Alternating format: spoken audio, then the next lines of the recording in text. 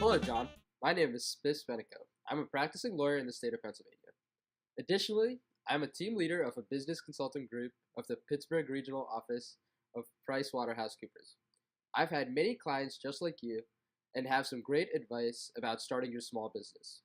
I've heard that you've done some soul searching and want to be the founding father of the first 24/7 diner on Pitt's campus. I love this idea. Anything pertaining to food captures my interest. But before you do, you need to make sure you have the three characteristics of a successful entrepreneur. You must be cynical, insecure, and aggressive. Being a cynic means that you're realistic. You take things for face value and do not get carried away. This is a great personality trait and will largely protect you from lawsuits and dealing with intoxicated customers. As for being insecure, your paranoia will always push you to be on top of the competition. Thinking of the worst case scenario will better prepare you for what is to come in this particular venture. Being aggressive also goes along with this. Since there's a lot of restaurant competition, you always need to be on top. Being forward and showing indecisive college kids what they can eat at your place can help you with the long run.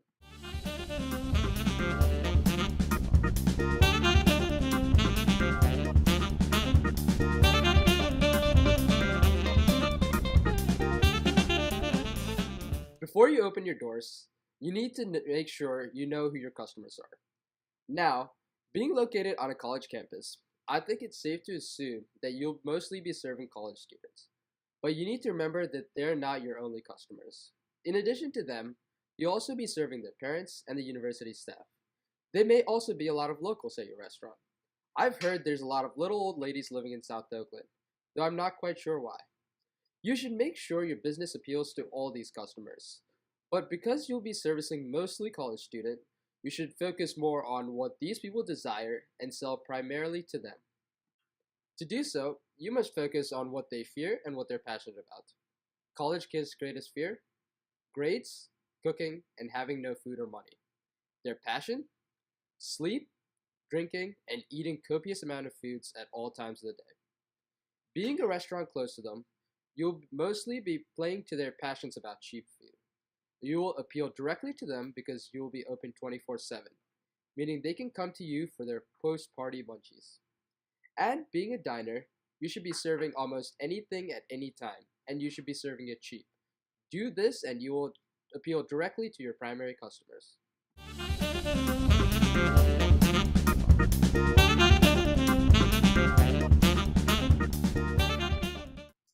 Since you'll be opening a restaurant, it's going to be busy, which means you're going to need a good amount of employees.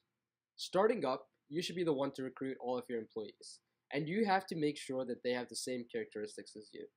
At the bare minimum, you should only hire people that are loyal, hardworking, and honest. Because you'll be in a college town, where your employees will most likely be student workers. This may cause some issues with scheduling and unreliability, so you will have to be understanding and flexible.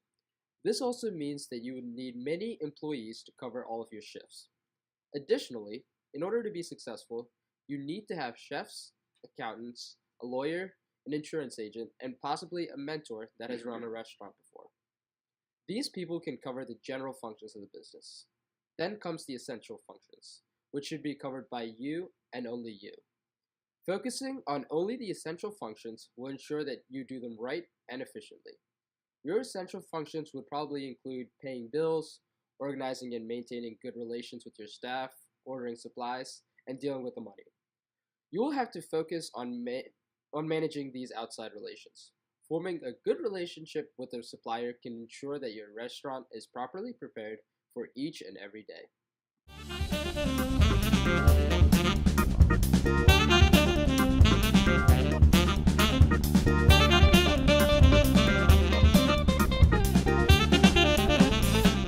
Since there are so many restaurants in the Oakland area, your competition will be problematic. Fortunately, you have two things going for you. First, there are so many students in the area that the market for restaurants is not saturated. However, you still have to secure your part of the market. To do this, you'll have to use your competitive advantage. This is the second great aspect of your business. It's open 24 hours. Other than McDonald's, no other restaurant in Oakland operates all day. You have a few key distinctions from them, though. You are a sit down restaurant and have the ability to seat more customers. Your menu is much larger and has great variety. This will give you an advantage over restaurants that are not in the same market space. However, there is one other 24-hour diner fairly close but not in Oakland, Ritter's Diner. They are far enough away that they probably will not be competing for the same customers. A few other competitors are open very late, like Forbes Gyro and some of the outdoor local vendors. Even though they're not 24/7, all these kinds of places will be your actual direct competitors. During your day, though, you'll have many more competitors. All the local diners will be actual direct competition, and all the local restaurants will be actual indirect competition. Fortunately, as I said before, I think the large student customer base will allow you to have ample patronage. 24-hour establishments, like Sheets, could be indirect competition as well. But there are not too many in the area, so you should be fine. The other type of competitor you have to look out for are the potential competitors. The two most obvious ones are Pamela's Diner and Eden Park Diner. Pamela's is only open until 4 p.m. and Eden Park closes at midnight. If Pamela's changed their hours, or Eden Park, which is a big local chain, moved to Oakland, they would directly compete for your customer base. And if any of the other local restaurants decide to stay open all day, especially a big chain or franchise, this would be a potential indirect competitor. And these could be really dangerous to your business.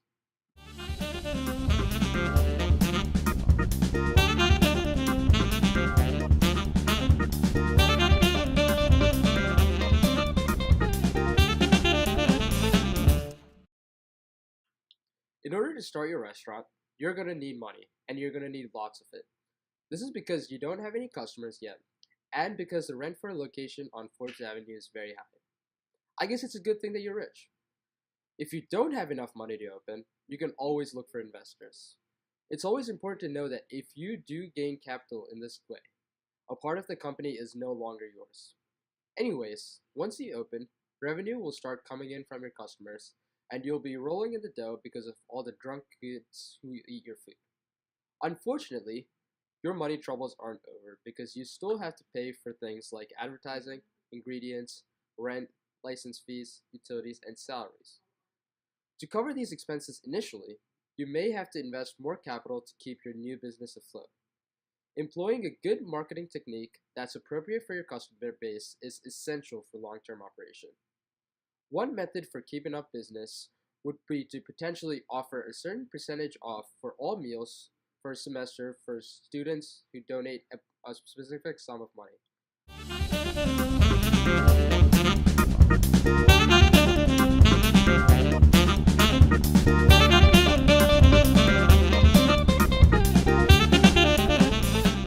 Now, even though you're running a diner and don't think that you will need to have any risk mitigation techniques, you will still need to have a few in place to ensure the future safety of your business. To protect yourself and your family from lawsuits, you will want to separate your personal wealth from the income of your business. Forming an LLC will create a wall between these two entities. If anyone wants to come after your business for compensation, they can only touch the business and can't come after your personal assets, such as your home or your car. Another way to protect your belongings is to transfer them over to a spouse. This is a legal transfer and will be enforced by a judge in the court of law. Be warned, however, that if you and your spouse ever separate, you may be out of a home and a car. However, by doing this transfer of assets, you're distancing them from your business, and they will be harder for potential litigants to claim. As a diner, you will also have to worry about food poisoning or violation of health code standards. If you're a restaurant that additionally sells liquor, then that liability must also be considered when operating your business. We recommend getting a restaurant-specific insurance plan, which will cover you in all three of the mentioned cases. If your sales rely heavily on liquor sales, or you plan on using commercial cooking equipment, a supplement insurance plan may also be worth looking into for your business. There are a lot of nuances when dealing with insurance, so make sure you have a good insurance agent that you can trust.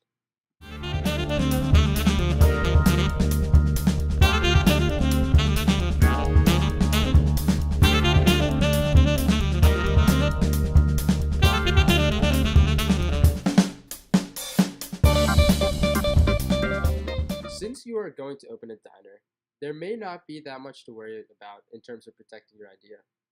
But in the future, if you're successful, you may want to think about protecting your secret sauce. You can always keep trade secrets for certain recipes you deem fit. You may also want to consider getting trademarks for your business logos.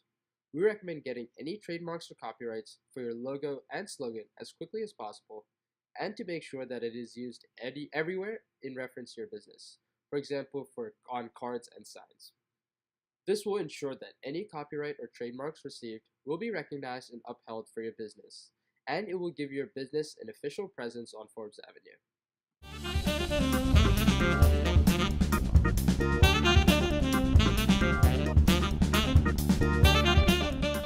All of this might seem overwhelming, and it might appear that some of the steps are optional. But trust us, they are all necessary to ensure the continued success of your business. From planning your method of attack to making sure your assets are taken care of, great care and planning must be taken each step of the way to make sure nothing has been skipped. We hope that this business plan has helped you get a greater understanding of the nuances of operating a local diner. Even if you do not end up accepting our business plan, we wish you the best success in the future and hope your business thrives.